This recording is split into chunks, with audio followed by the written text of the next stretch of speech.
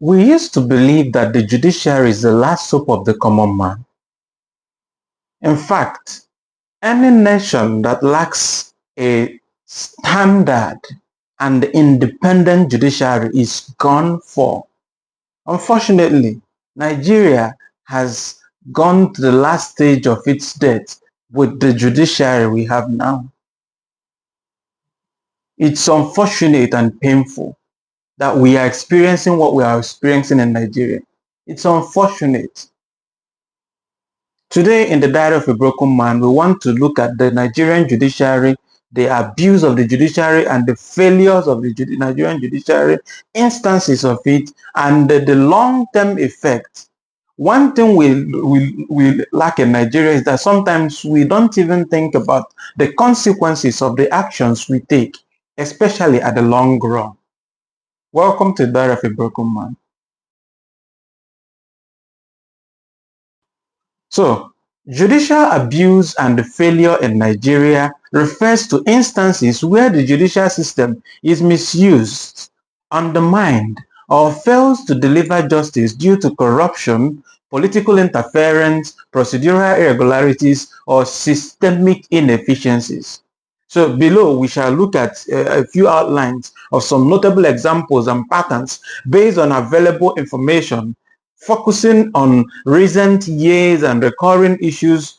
Example, the notable cases we've seen in the recent years. Number one, the controversial electoral rulings of Godswill Akpabio's Senate candidacy in 2022. The Chief Justice of Nigeria was accused of judicial overreach when the Supreme Court overturned an appeal court decision reinstating Godswill Akpabio as the APC Senate candidate despite him not participating in the primary election. Can you believe that? Critics pointed to this as evidence of political interference and bias undermining the electoral process. A country that does not respect its own laws and precepts, its own constitution, tell me how we still refer to ourselves as a democratic state. When we can't even respect, is it not the same Nigeria? Are we not in Nigeria when the court gives order and people flout court orders without qualms and nothing happens? Is it not the same Nigeria? We've seen so many instances where people grow wings and nothing happens. Nothing. I mean, absolutely nothing happens. They move on. Number two, Hope Uzodinma's governorship election result of 2020. That was the most miraculous thing that we have ever experienced as human being. That somebody who came forth, not even the second, not even the third, was reinstated as the governor. Whoa, where does it happen?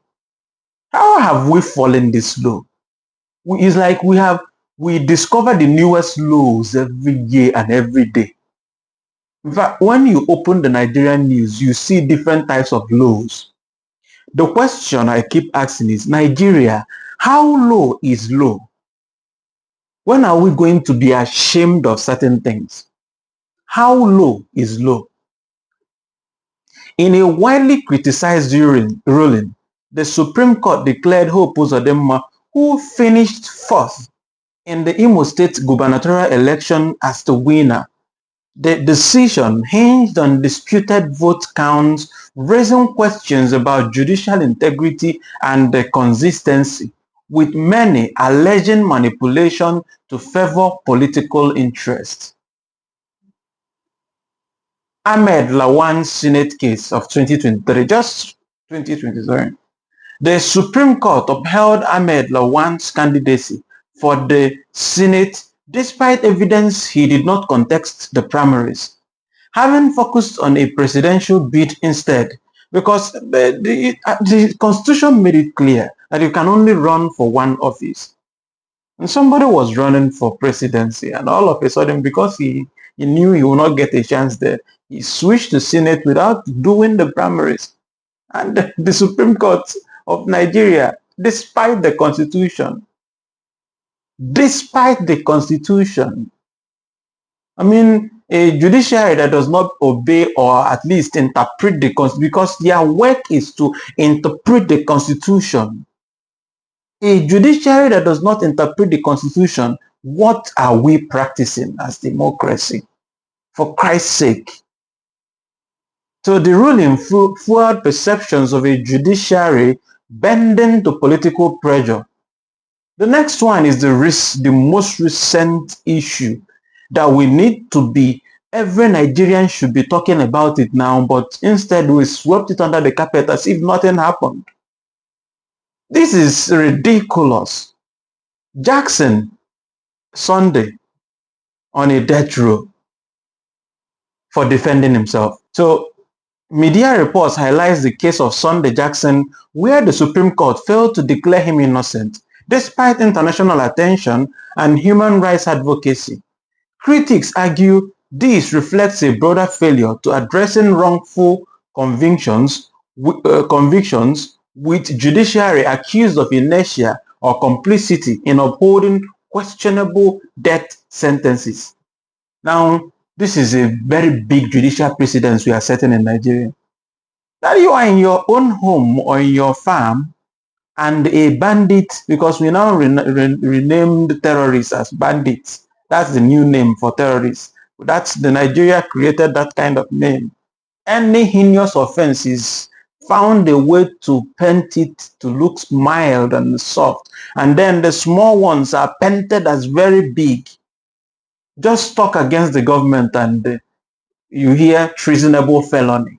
These are the kind of languages you hear. Treasonable felony. But when the real issues come, they sideline it and make it look mild. Is it not the same Nigeria that terrorists, terrorists are rehabilitated? How? How? How do you rehabilitate a terrorist who goes on killing spree? How? In Nigeria. Everything is possible in Nigeria. What Nigeria cannot do does not exist. Everything is absolutely possible. Is it not the same Nigeria? Terrorists are being rehabilitated. On what grounds? People that should, at least the most merciful sentence they should get is life, are being reinstated and brought back into the society to live among men, and watch them handling guns. Watch them in the military and the paramilitary handling guns. How did we get to this point? I'm still in shock of the level of low that we've gotten.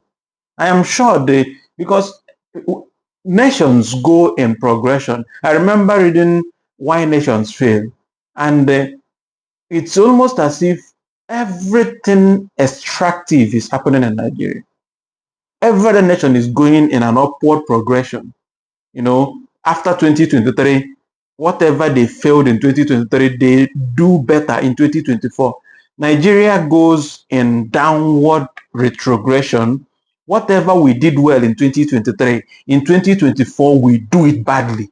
Whatever we did badly in 2024, in 2025, we do it even more badly. How did we fall to this point? So, prolonged pretrial detention of Sikiru Alade's 9-year detention. In a case adjudicated by the ECOWAS court in 2012, Sikiru Alade was held in pretrial detention for over 9 years without trial, violating the African Charter on Human and the People's Rights, the use of holding charge. So, to indefinitely detain suspects without evidence or due process, which remains a systemic issue, with 71% of Nigerian prison population in 2012 being pretrial detainees, a figure that has persisted in recent years. In fact, Nigeria, that's the only place you can be in a bar drinking and police carries you, and you are in prison for what you don't know. And you'll be there 10 years. Some people may not even know where you are. Some may even conclude that you are dead. How? How? Nnamdi Kanu's detention. The leader of the Indigenous People of Biafra, IPOB, faced prolonged detention despite a 2022 appeal court ruling ordering his release, which the Supreme Court overturned in December 2023. The government's appeal on Kanu's continued incarceration despite rights violation during his arrest, which illustrate judicial susceptibility to executive influence. Suppression of dissent. We have seen cases where women were allegedly imprisoned until she miscarried after criticizing a tomato brand. And the 19-year-old girl in Sokoto was arrested with her family for criticizing the governor with retorted forced abuse. While these claims lack detailed verifications, they reflect a public sentiment about judicial complicity in silencing critics through arbitrary arrest and detention. Systemic failures contributing to judicial abuse. Now, we are sleeping on this issue of silencing people. Any dissenting voice is silenced overnight. You be in your house, they find you, track you, find you, and they arrest you and all these things, but they don't see bandits and the kidnappers and herdsmen killing people in their farms. They don't track them. They don't see those ones on TikTok showcasing their evil, their deep-seated evil on TikTok, on camera, live camera, which means they can easily be tracked anywhere they are. No, they won't see them. But they will see any dissenting voice shouting for justice or for saying that this is evil or that is evil. They will pick the person and lock him up. Welcome to Nigeria. We are doing well.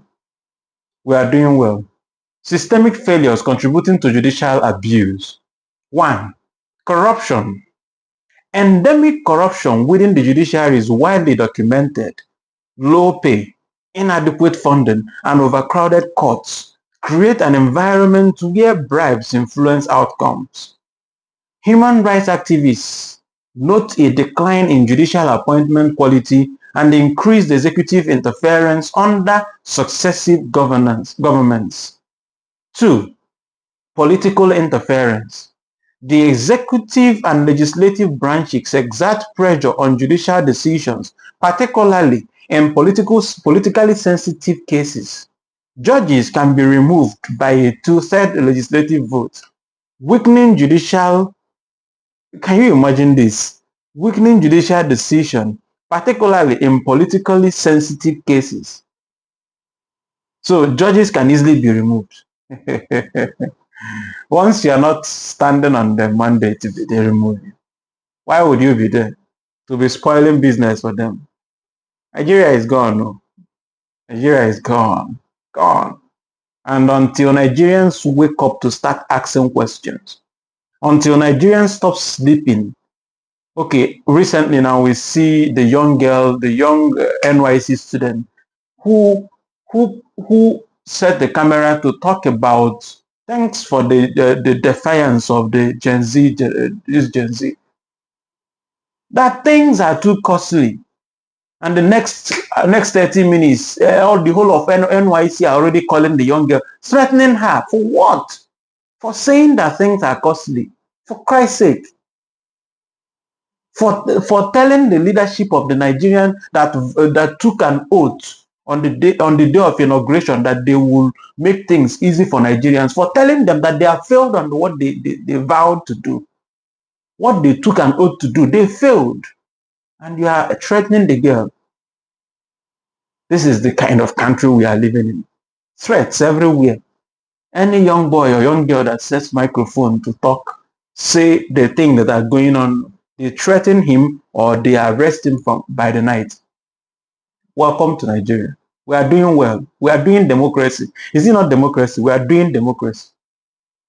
We are doing democracy. Impunity for security forces.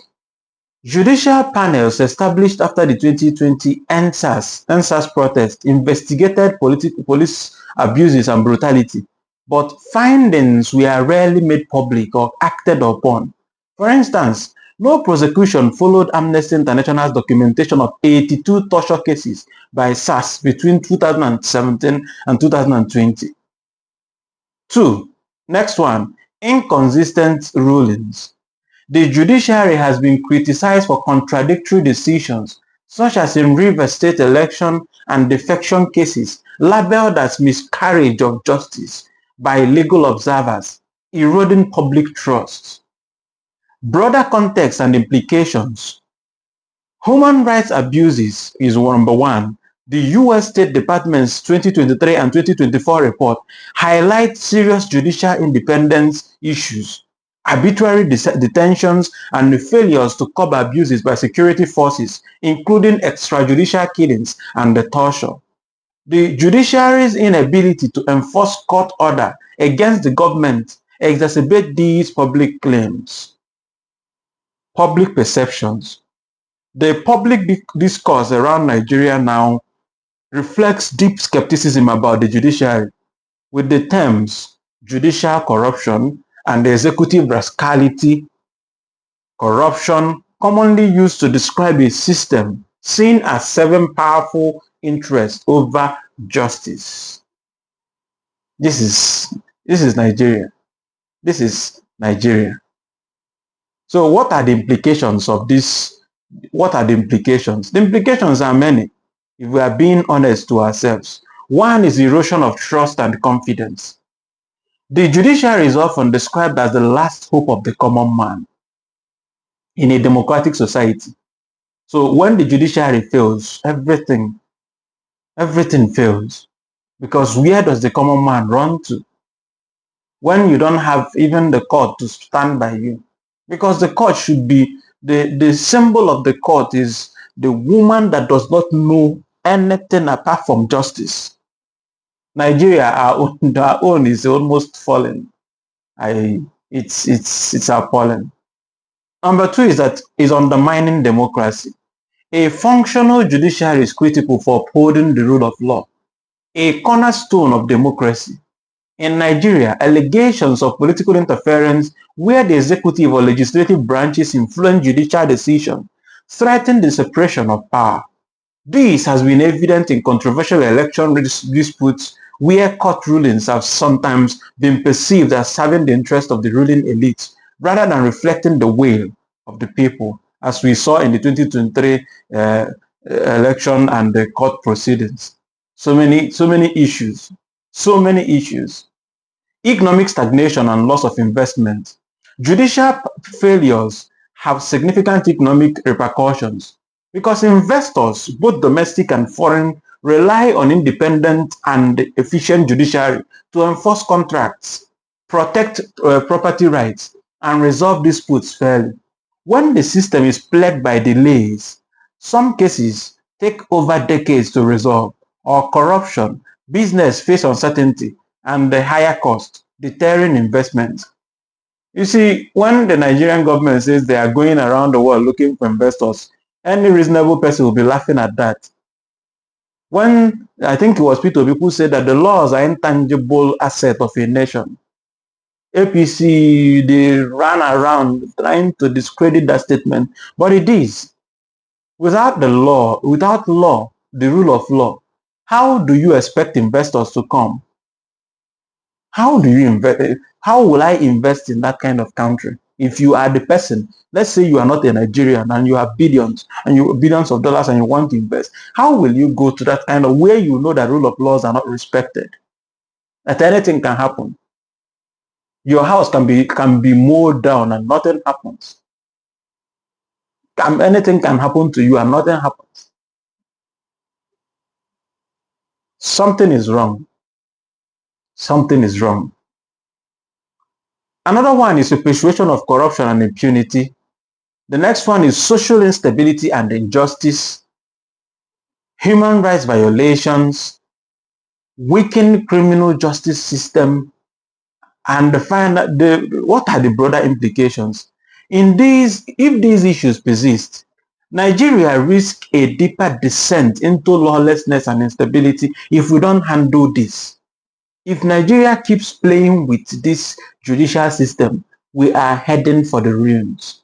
A judiciary perceived as a tool of the powerful rather than a defender of justice could push citizens towards alternative power sources or power structures such as ethnic militias or religious extremism, especially in regions already grappling with insurgency. Politically, the lack of trust in judicial outcomes could delegitimize governance entirely, potentially leading to crises of succession or governance that threaten national unity. In conclusion, the failures and abuse of the Nigerian judiciary have far-reaching implications, weakening the fabric of the nation across political, economic, and social dimensions.